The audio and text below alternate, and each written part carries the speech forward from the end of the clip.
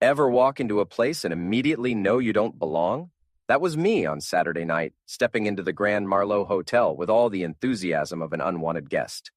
My loyal Honda Civic sat awkwardly among a fleet of polished BMWs and Mercedes, the kind of lineup that screamed money and pedigree. It wasn't exactly the type of car that valet attendants brag about, but it's reliable and doesn't bleed my bank account dry. The Grand Marlowe was flaunting its opulence, towering marble pillars, endless gold trim, and chandeliers sparkling like something out of a storybook. Through the enormous windows, I caught glimpses of clinking glasses and that fake high-pitched laughter people break out after a few glasses of champagne when they're desperate to impress. I tugged at my charcoal suit, the overpriced one my wife Olivia insisted I needed for these so-called special family occasions. Translation: events hosted by her side of the family, where my wallet somehow always ends up thinner.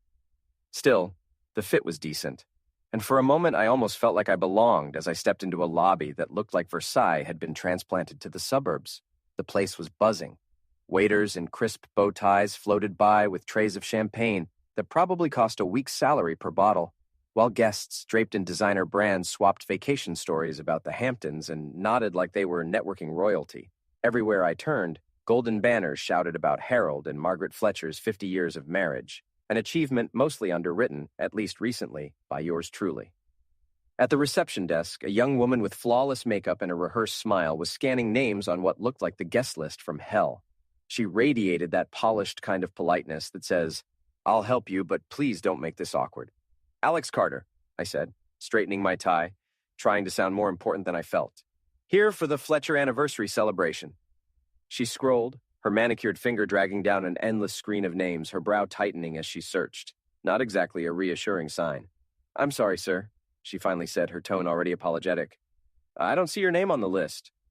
For a second, I thought it had to be a mistake. Maybe Olivia missed something with the RSVP, or maybe the coordinator messed up. Who gets forgotten at their in-laws' milestone celebration? "I'm Alex Carter," I repeated more firmly. "Harold and Margaret's son-in-law. The reason I'm even here tonight." Her eyes softened, sympathy flickering there, but her voice remained professional. "I really do understand, sir, but your name simply isn't listed." Before I could even process what the hell was happening, I noticed two security guards approaching. These weren't your typical rent-a-cop types either. These guys looked like they could bench press my Honda and still have energy left over for a protein shake. The first guard, built like a linebacker with arms that could snap branches, leaned in so close his aftershave stung my nose. "Sir, you're being asked to leave," he said in a voice as icy as the champagne chilling nearby. As if that humiliation weren't enough, his partner chimed in, loud enough to draw stares. "Escort this beggar out," he barked, tossing the word like a punchline. Beggar. That single word ricocheted through my head, heavy with absurdity. I froze, stunned, trying to process the sheer audacity of it. Me, dressed in a suit worth more than some people's rent, labeled a beggar at the very event I'd bankrolled. And that's the insane part. I had footed the bill for the whole lavish circus. 240 grand. Venue, catering, flowers, entertainment, decorations, and what Margaret coyly called special touches. Translation: that ridiculous swan-shaped ice sculpture and the live jazz quartet. Just 48 hours earlier, I'd wired the last payment. Olivia had shown up with tearful eyes, explaining how her parents were drowning under final costs and how it was on us to save the day. She leaned on all the right words: family, duty, love, legacy. And like the fool I must have been, I didn't hesitate. I transferred the money without a second thought. Now I stood in a ballroom bursting with music I'd paid for, guests toasting with champagne I'd funded, decorations glowing thanks to my bank account, treated as if I'd crashed the party I had literally bought. Something inside me shifted. Not just anger, though that was boiling. Not only humiliation, though it burned hot. No, this was sharper, cooler, edged with purpose. I didn't argue, didn't shout, didn't demand to speak to management. I simply glanced at the two hulks blocking me, then at the receptionist avoiding my eyes, then at the glittering celebration unfolding without me. And I made a choice. Without a word, I walked back through those towering glass doors and into the crisp night air. Something in me had snapped, replaced by a dangerous kind of calm. The part willing to bankroll people who treated me like an ATM was gone. In its place, clarity. I slid into my Honda Civic, engine off, parked across from the hotel like some uninvited spectator. I watched the steady stream of luxury cars, Mercedes, BMWs, Lexuses, the occasional Porsche, roll up for valet. One by one, familiar faces emerged. Harold's law partner who never paid his share. Margaret's committee friends who spent more money planning charity luncheons than they raised. Olivia's cousins who only showed up for food and gossip. All of them strutted in their designer outfits, posing under that gaudy golden arch that cost more than most weddings. Champagne poured endlessly, laughter rang out, and the Fletchers basked in 50 years of celebrated matrimony. The irony was suffocating. None of them knew. Not a single guest realized the man tossed out like trash was the one who had funded every drop of their luxury. My phone buzzed with alerts, bank notifications confirming payment after payment, venue deposit, catering balance, entertainment fee. Each vibration was another receipt for my own public humiliation. But here's where the night changed. The anger dissolved, the humiliation cooled. What replaced it was something clean, sharp, undeniable. Clarity. Like a windshield suddenly wiped clear, I could finally see exactly where I was headed. I flipped open my laptop right there in the passenger seat, balancing it on my knees like it was some kind of portable war room. What Harold and Margaret never grasped was that I wasn't just a gullible benefactor tossing cash around. I was the name behind every account, every transfer, every automatic draft that kept their picture-perfect life running like clockwork. My banking dashboard lit up, a glowing map of their dependency.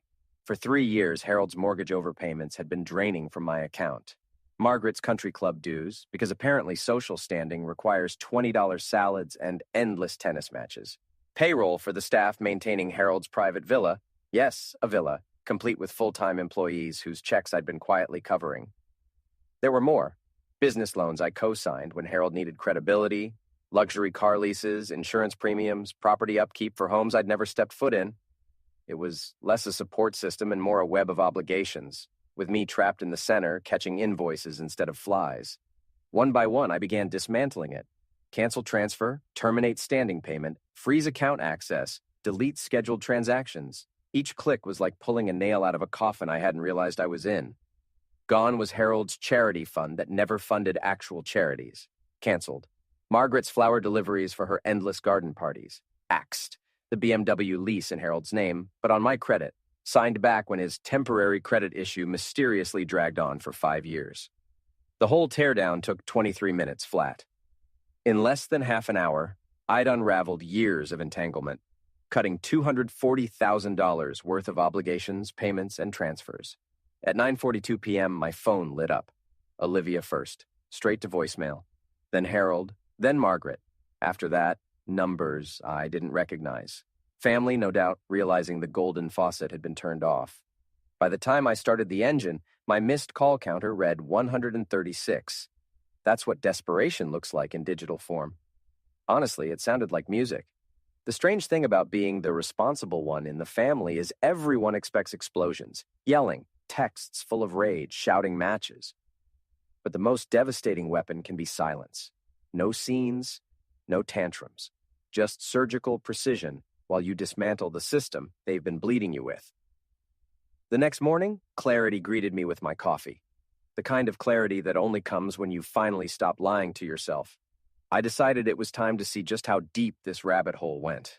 I called Marcus Lee, my go-to for corporate fraud. "Marcus, it's Alex Carter," I told him. "I need 4 background checks. Yesterday." 2 days later, he rang back. "You sitting down?" Bad start. "Harold and Margaret Fletcher aren't broke. Combined net worth just shy of $2 million. Harold's law firm is printing money. 3 fully owned properties, 1 in Martha's Vineyard. Margaret's investment accounts? Strong enough to make hedge fund guys jealous." The coffee slipped from my hand. "What about Ryan?" "Liquid assets over 200 grand, plus a trust worth 300. His sports car, paid cash. His apartment, owned outright." "And Olivia?" "That's the kicker. Your wife's been moving money from your joint accounts into a separate one under her maiden name. 18 months of transfers, just over $150,000. Looks exactly like she's building an escape fund." It hit me like a brick. My in-laws had been siphoning me dry for years, and my wife had apparently been packing her parachute with my money. The betrayal was so thorough it almost felt choreographed. I dialed my attorney, Clara Jensen. "I need retroactive loan agreements," I said. "Every so-called gift I've handed over to the Fletchers needs to be treated as loans, with interest." Clara gave a low whistle. "How much are we talking?" $412,000 with interest. She practically laughed. Perfect. Since they never signed paperwork, we set the terms. 12% annually, compounded, backdated, plus late penalties. This is going to be fun. Saturday morning, I drove to the Fletcher mansion with legal documents. I walked through their unlocked front door and found them all in the sitting room having their weekly strategy session on maintaining their lifestyle while looking sympathetic enough to keep the money flowing. Harold was in his leather chair reading the Wall Street Journal. Margaret was on the silk sofa flipping through a luxury travel magazine. Ryan was scrolling through his phone checking his investment portfolio, and Olivia was sitting primly with an expression that suggested she was trying to figure out how to spin recent events as somehow being my fault. I walked to the center of the room, set my briefcase down on their antique coffee table, and opened it with deliberate ceremony. "Good morning, family," I said, pulling out manila folders.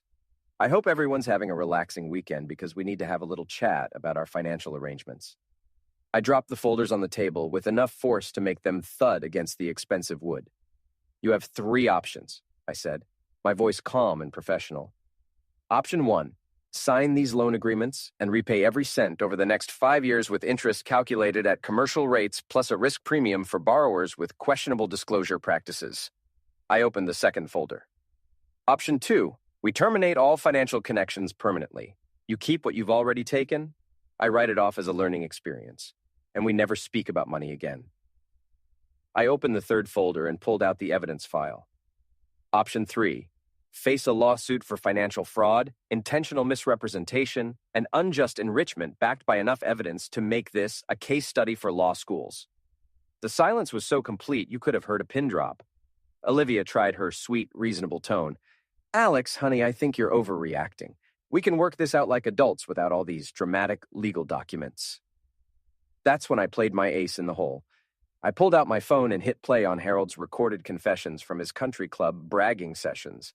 The trick is keeping our personal ATM happy with just enough appreciation to keep the money flowing.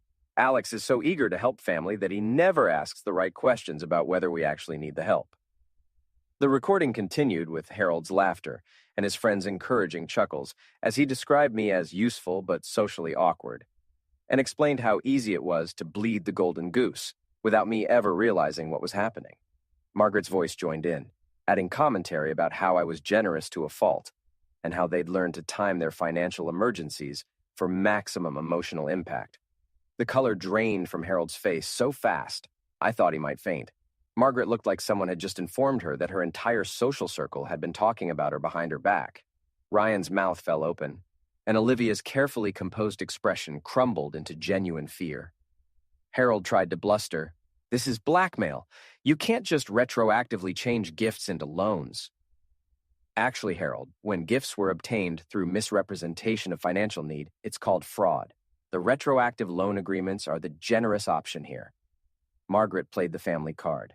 "We've always been there for you, always welcomed you into our home, always treated you like our own son." "You're absolutely right, Margaret. Family doesn't do this to each other. Family doesn't spend 10 years lying about financial emergencies while secretly having enough money to buy a small island. Family doesn't call their son-in-law a beggar and have him thrown out of a party he paid for, and family definitely doesn't move money into secret accounts while planning their escape route." That last comment hit Olivia like a physical blow as she realized I knew about her little nest egg. After what felt like an eternity, Harold asked in a defeated tone, "What are the terms of option 2? Complete financial separation. You keep everything you've already taken, I write off the losses, and we never discuss money again. No more loans, no more gifts, no more emergency assistance. You're on your own financially from this point forward." 2 days later, they chose option 2, complete financial separation, but not before trying every manipulation tactic in the book. Harold called my boss to complain about my erratic behavior. Margaret contacted mutual friends to paint me as someone going through a difficult time. Ryan even showed up at my office trying to convince me I was destroying the family over a misunderstanding. But the real fallout came when word got out through the family grapevine. My phone started blowing up with calls from relatives I hadn't heard from in years. Not angry calls defending the Fletcher family honor, but apology calls. Olivia's cousin Sarah apologized for comments about how lucky the Fletchers were to have such a generous son-in-law. Harold's brother admitted he'd always suspected something was off about Harold's constant financial emergencies. The most revealing call came from Ryan's ex-girlfriend who felt compelled to share some additional context. Ryan used to brag about how easy it was to get money from you. He called you their family ATM and said his parents had trained you to respond to sob stories. She even sent screenshots of group chats where Margaret referred to me as useful but socially awkward and discussed strategies for timing requests for maximum emotional impact. For the first time in years, I felt lighter. The weight of constantly worrying about other people's financial problems, the stress of being the family's go-to solution for every crisis, the guilt of wondering if I was doing enough to help. All of it was gone. I'd been carrying the financial and emotional burden of 4 other adults for so long that I'd forgotten what it felt like to only be responsible for my own life.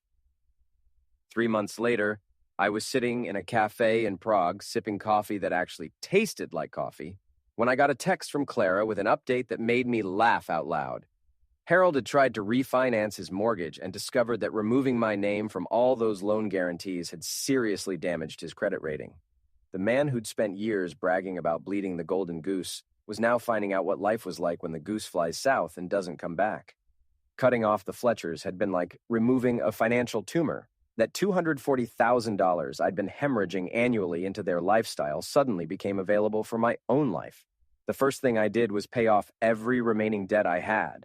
Student loans, credit card balances, that car payment that had been hanging around for 3 years. Being completely debt-free felt like taking off shoes that had been too tight for so long I'd forgotten what comfortable felt like. Next, I upgraded my business in ways I'd been putting off for years because I was always sending money to the Fletcher Family Emergency Fund instead of investing in my own future.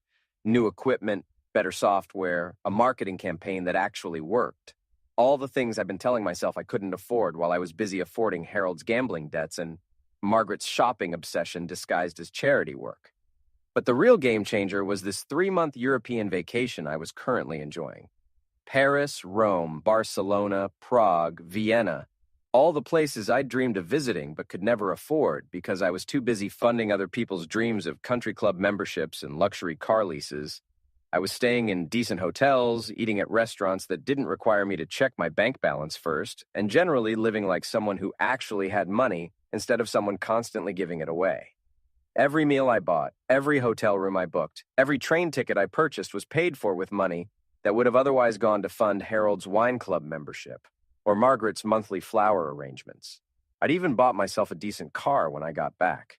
Nothing too fancy, just a reliable sedan that didn't make me feel like I was driving a testament to my own screwed-up financial priorities. The best part about my new financial freedom wasn't the money itself. It was the complete absence of stress about other people's problems. No more panicked phone calls about family emergencies, no more guilt trips about family loyalty, no more sleepless nights wondering if I was doing enough to help people who didn't actually need help so much as they needed someone to subsidize their lifestyle choices. Olivia had moved out while I was in Europe, taking her secret bank account and her plans for financial independence with her. The divorce papers were waiting when I got back, which saved me the trouble of filing them myself. She'd even left a note explaining how this was all for the best and how we'd both be happier apart, probably the first completely honest thing she'd said to me in years. I signed the papers without a lawyer, kept the house, kept my business, and kept my sanity. She got her secret savings account and whatever assets she could prove were hers, which wasn't much since most of our major purchases had been funded by my income, while hers had apparently been getting quietly diverted into her escape fund. As I sat in that Prague cafe watching normal people live normal lives without having to fund their in-laws' luxury lifestyles, I realized that for the first time in a decade, I was living life on my own terms. My money was mine. My time was mine. My stress level was manageable, and my future was something I got to plan instead of something that happened to me while I was busy solving other people's problems. The golden goose had finally learned to fly, and the view from up here was absolutely spectacular.